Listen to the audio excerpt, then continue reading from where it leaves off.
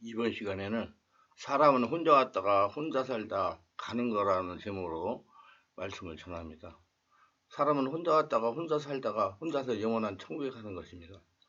혼자서도 잘 사는 법이라고 하니까 잘못 이해하실 분들이 있을 겁니다.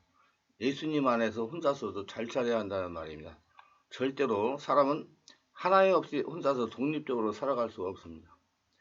또 혼자서 잘 살기 위하여 처음부터 결혼도 하지 않고 자연인으로 깊은 산속에서 혼자 사는 것은 아닙니다. 결혼을 해야 됩니다. 결혼을 하더라도 부부가 오손도손 영원한 천국에 갈 때까지 같이 사는 것이 아니지 않습니까?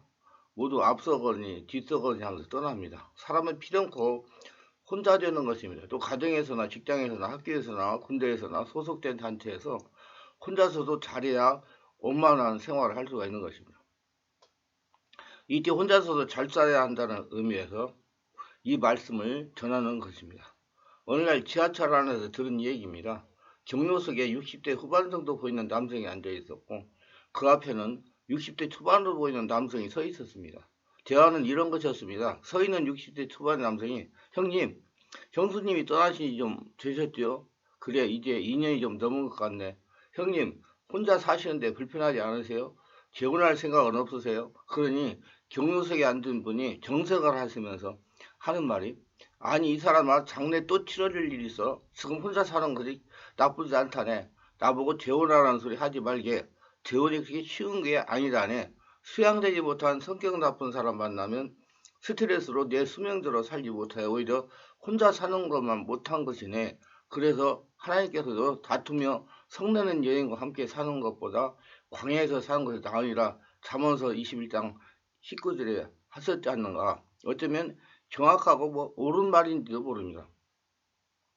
어쩌면 재혼하는 것보다 오히려 혼자 사는 편이 좋을지도 모릅니다. 그렇기 때문에 혼자서도 잘 사는 방법을 깨닫고 혼자 사는 것을 젊어서부터 습관화하는 것이 좋습니다.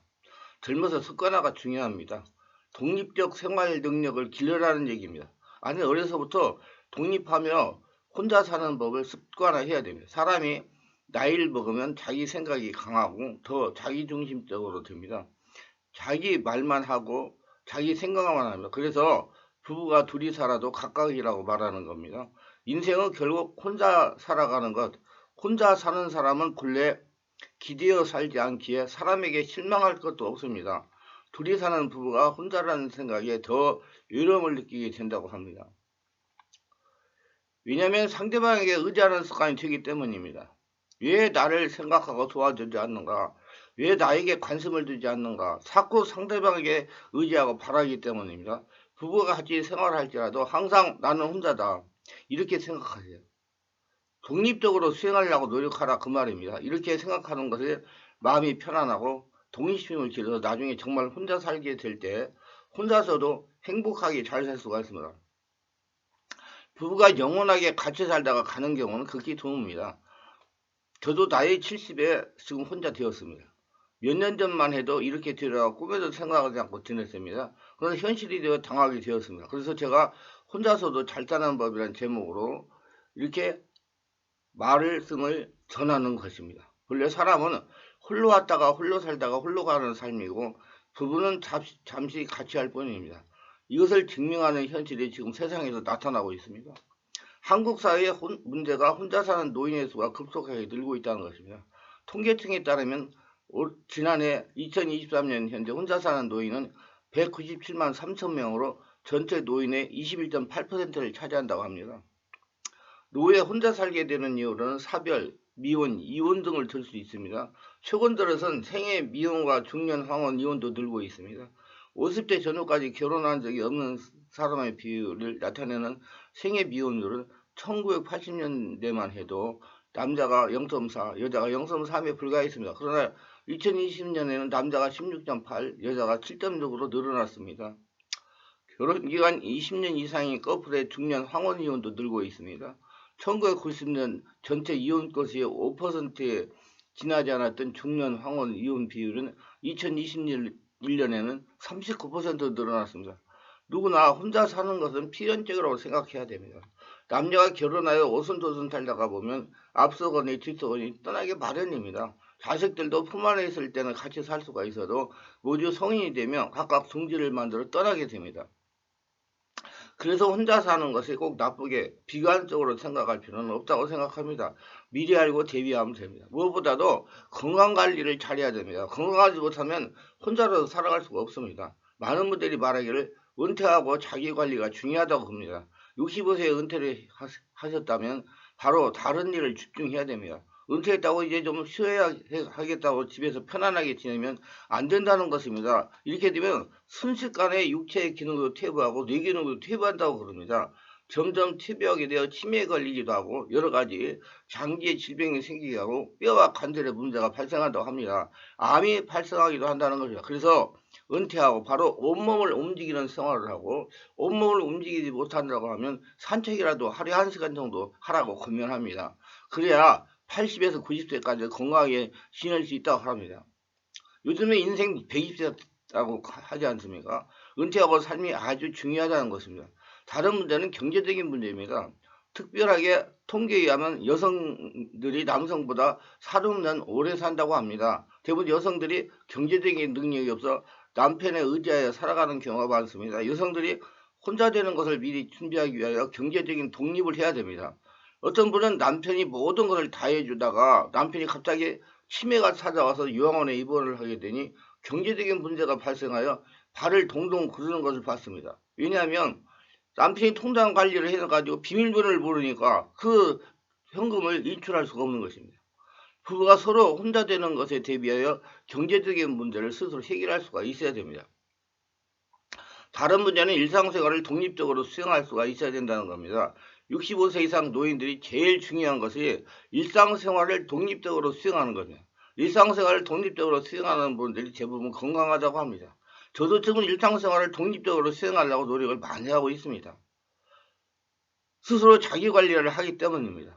내가 챙겨가지고 해야지 해줄 사람이 없다고 생각하고 해야 되기 때문에 여러 가지로 신경을 쓰고 손발을 움직이고 하기 때문에 건강에 저는 상당히 좋다고 생각합니다.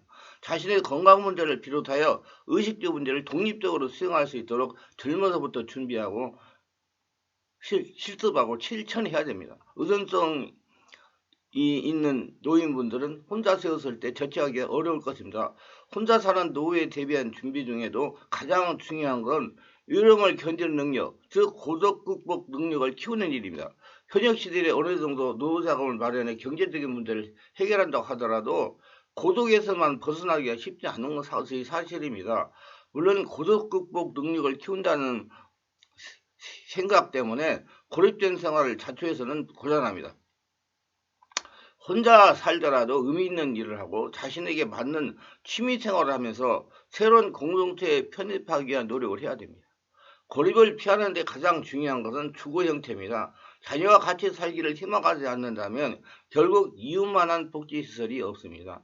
이건 평소 이웃과 잘 지내야 하는 이유입니다. 아파트를 예를 든다면 큰 평수보다는 작은 평수를 준비하는 것이 좋을 것입니다. 부부가 같이 살다가 혼자 되어도 감당하기 쉬울 것입니다. 결국 혼자서도 잘 살아야 합니다. 혼자 되었다고 낙심하거나 외로움을 가지고 살아가면 되지 않습니다. 고독을 즐기는 사람이 되어야 됩니다.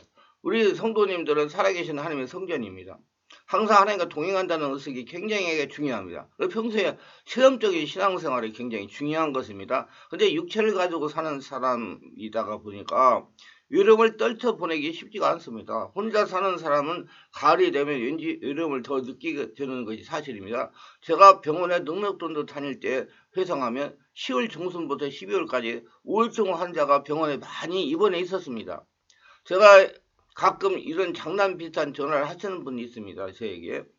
목사님, 왜 하나님은 나의 갈비뼈 하나를 더 취하셔서 새로운 이성을 하나 만들어 주지 않으셨나요? 이런 허황된 생각을 가지고 질문을 하는 것입니다. 성경 창세기 보면 하나님은 아담을 외롭게 지내는 걸 보시고 아담의 갈비뼈, 늑골로 하와를 만들었다고 나와 있습니다. 아니면 자기가 깊은 잠을 자는 동안 갈비뼈는 취하긴 하셨는데 이제는 하나님도 나이가 드셔서 입김을 불어올 힘이 없어서 그런가요? 하는 망측하고 엉뚱하고 회개하고 웃기는 생각을 하는 사람도 있습니다. 그분이 하는 말이 분명 어딘가에 입김을 아직 불어넣지 않은 이성이 있다는 생각이 들 때도 있다는 것입니다. 하도 혼자 지내기가 외롭고 고독하니까 하는 말인 것 같습니다. 우리가 가만히 생각하면 하나님께서 아담의 갈비뼈를 취해 만든 하와는 아기부터 시작한 것이 아닌 것 같습니다. 분명 성인인 아담과 비슷한 연령대에 하와를 만드신 겁니다. 아담이 딸 같은 아이를 만든 것도 아니고 분명 성인을 만드신 겁니다. 사람들에 따라 성경을 과하게 접목시켜 이야기하는 사람들도 많을 것입니다. 하나님의 인간 창조를 유전학으로 접근하는 사람도 있을 것입니다. 영국의 유전자 복제 양인 돌리는 신생인 아기로 태어났지만 사람을 성인 유전자를 복제한다면 성인으로 생겨날 겁니다. 정신나간 과학자들은 이런 시도로 난치병을 해결할 수 있다고 생각할 것입니다. 복제인간의 가한 장기이식입니다. 복제인간은 장기이식을 해주고 사라지는 드라마 같은 얘기일 겁니다. 하하가 성인으로 태어났다면 닭이 먼저일 수도 있다는 결론이 나옵니다. 5일째 되는 날에 생물인 동물을 창조하셨으니 생체인 닭을 암수를 만들어 그 다음 알을 낳았을 것입니다. 모두가 시작하는 성체나 성인입니다. 고대 신화를 보면 신적인 존재들은 알이나 희한한 상황에서 태어나 아이가 성인이 되었습니다. 예수님도 천인 동정녀 마리아에게 태어났습니다. 모두 비범하고 특별하지만 최초 인간의 창조는 하나님만이 가능했고 일반 현자들의 탄생과는 다릅니다. 언제가 인류가 멸망하고 다시 시작한다면 노아 때처럼 성인이나 성체인 동물을 보존하다가 번성과 생육을 시켰듯이 지금 인류가 멸망한다면 어딘가 알이나 인공 아기집, 인공 자궁을 만들어 태아들을 생육시켜 인류를 다시 만들지는 않을 겁니다. 저는 사람들이 혼자 사는 것은 하나님이 생육하고 번성하라는 말씀을 좀 어긴 것이므로 그 대가로 외로움을 주는 것 같다는 생각이 듭니다. 제 생각입니다. 창세기 1장 22절 하나님이 그들에게 복을 주시며 이르시되 생육하고 번성하여 여러 바닷물에 출중하라 새들도 땅에 번성하라 하시. 혼자 살아가는 사람들이 겪는 고독은 혼자 살기 때문에 내려진 것이라고 생각합니다. 그런데 혼자가 되는 것은 어찌할 방법이 없습니다. 어려서 젊어서 그렇게 잘 지내던 친구들도 앞서거니 뒤서거니 하면서 떠나고 혼자가 됩니다. 일생을 같이 살면서 살아가던 부부도 앞서거니 뒤서거니 하면서 떠나는 것은 피할 수가 없습니다. 우리 혼자 사는 것을 준비하시기 바랍니다. 사람은 피놓고 혼자 왔다가 혼자 가는 것입니다. 모두 은혜가 있으시기를 바랍니다. 말씀이 유익하셨다면 구독, 좋아요를 부탁합니다. 제가 설교하여 동영상을 제작, 유튜브에 올려 필요한 분들에게 전파하는 데 큰 힘이 됩니다. 감사합니다.